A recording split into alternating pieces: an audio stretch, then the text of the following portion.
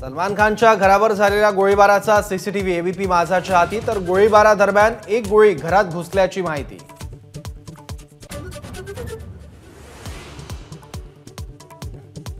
लोकसभेसाठी भाजपचा जाहीरनामा प्रसिद्ध। येत्या 5 वर्षात मोफत रेशन, 3 कोटी गरिबांना घर, तर आयुष्यमान योजनेच्या व्याप्तीचं आश्वासन।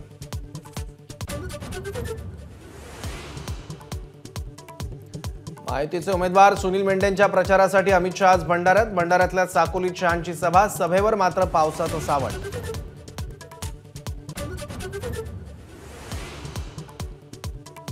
सांगलीतून विशाल पाटील लोकसभा लढवण्यावर ठाम, मंगळवारी काँग्रेसकडून उमेदवारी अर्ज भरणार, काँग्रेस चिन्हावर लढण्याचा निर्णय न झाल्यास अपक्ष लढणार।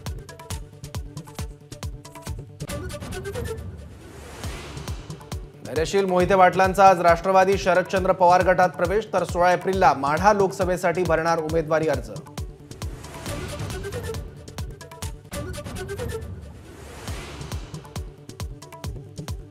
शरद पवार आणि सुशीलकुमार शिंदे विजयसिंह मोहिते पाटलांच्या निवासस्थानी दाखल, तिघ नेते 2004 नंतर पहिल्यांदाच एकत्र येणार।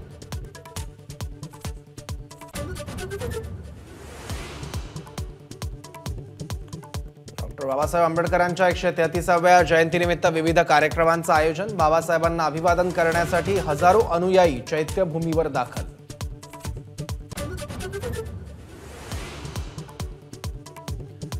अवकाळीमुळे विदर्भात हजारो हेक्टरवरील फळबागांचं नुकसान, गारपिटीने हातातोंडाशी आलेला घास हिसकावला।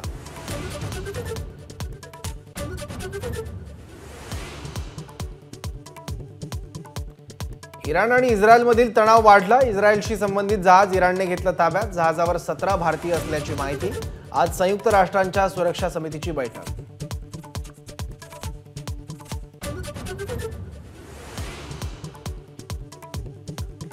आयपीएलमध्ये आज मुंबई इंडियन्स आणि चेन्नई सुपर किंग्समध्ये लढत, सलग तिसऱ्या विजयासाठी मुंबईचा संघ मैदानात उतरणार।